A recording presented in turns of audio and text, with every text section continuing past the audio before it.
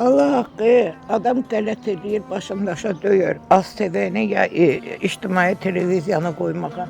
İnanın ki, baxıram, deyirəm ki, əvvəllər Sovetin vaxtında, bizim vaxtımızda da Piri Babanın nağılları adlı bir veriliş var idi. Axşamlar uşaqlar üçün nağıl danışırdılar, sonra da Spokojnoy Noçi malışı olurdu, başlarını qoyub yatırdılar. İndi Piri Babanın yerinə İlham Əliyev peyda olub.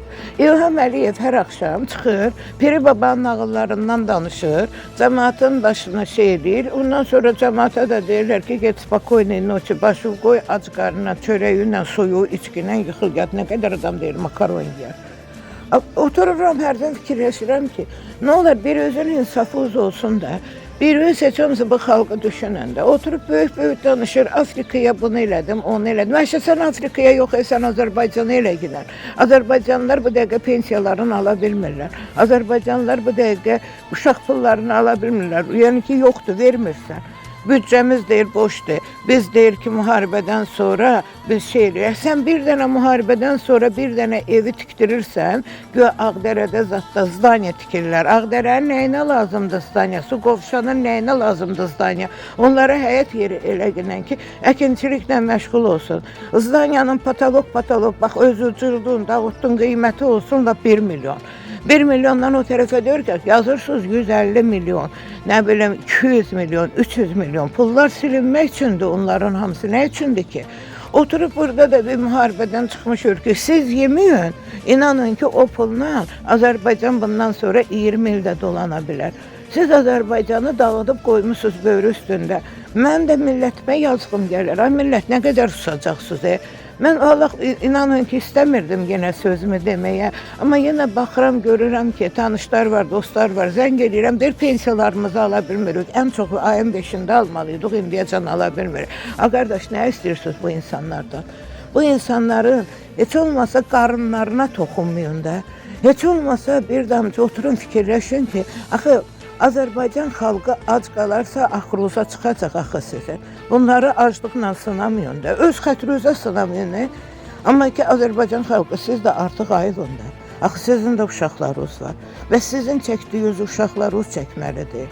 Bu qədər olmaz axı. Bu qədər belə hər şeyi inanın ki, nə deyirlər, əvvəllər bizim vaxtımızda deyir, boyun ardına vurmaq olmaz axı. Oturun fikirləşin, görün ki, nə etmək olar? Bu Azərbaycan bu hala niyə bu günə düşməlidir? Niyə görə Azərbaycanda Emin Ağalarov gəlib at oynatmalıdır? Niyə? Demək, yerinə onu hazırlayır. Nə bilim, Putinin dostudur, Trump'ın dostudur, nə bilim, nəyin dostudur. O heç birinin dostudur. Prosta pul var arada, pulunu verir, işini görür. Və həmin pulu da ki, dədəsinin evindən gətirməyib ki, həmin pul da xalqın canından çıxır da, xalqın malıdır da, xalqın dövlətidir də. Biraz oturun və barədə fikirləşin, siz də bir qərara gəlin ki, nə etməlisiniz? Və niyə tələb eləmirsiniz uşaqlarınızı, niyə yaltaqlanırsınız? Axı, bu yaltaqlıqla hara gedəcəksiniz siz? Vallahi heç demək istəmirdim sözümü, dedim, özləri bilərlər. Amma ki, vallahi içimdə narahatçılıq var ki, bu insanların nə bir yerə şikayət eləməkləri var, bir söz deməkləri var. Adamlar heç yerə şikayət edib söz deyir. Adicə nə biyaqları Azərselə zəng eləmişəm də Ukraynada. Deyirəm ki, oğlumdan söz soruşmaq istəyirəm, filan şeylə, tərəf qulağıma ad qoy. Bunlar hələm bunun Azərseli deyə adicənə telefoniskasıdır. Mən telefonist demirəm, telefoniska mənim üçün o eyni şeydir. Bunun özü bir dənə adicənə götürüb cavab vermir. Cavab vermir ki, ay xala, bu olmaz, o olar.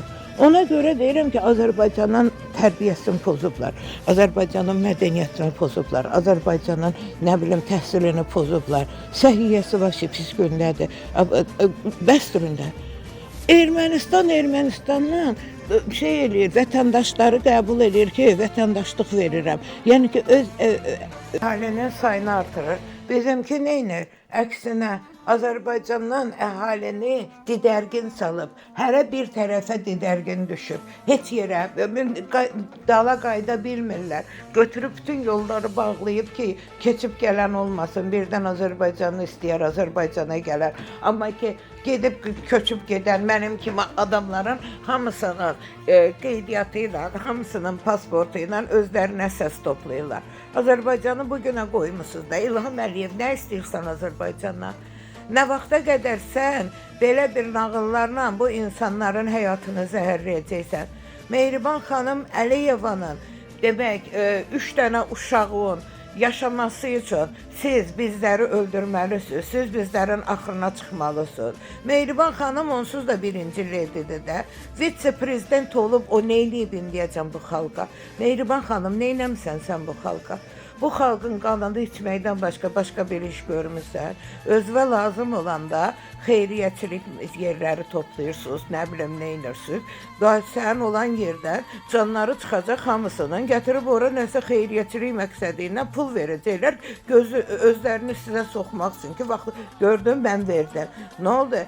Kasıb adam xeyriyyəçiliklə bir iş görmək istəyəndə, bir tədbir keçirdəndə, bir dənə Azərbaycanda nə qeyrətli hacı tapıldı, nə qeyrətli məmur tapıldı, nə millət vəkili tapıldı.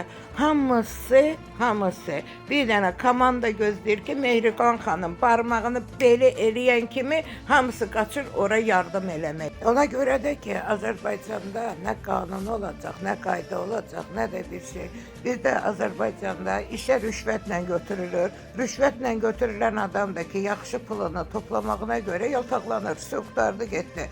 Biz deyirik ki, 72'lər kasıblara deyirik. Amma ki, inanın ki, 72'lər bütün məmurlardır.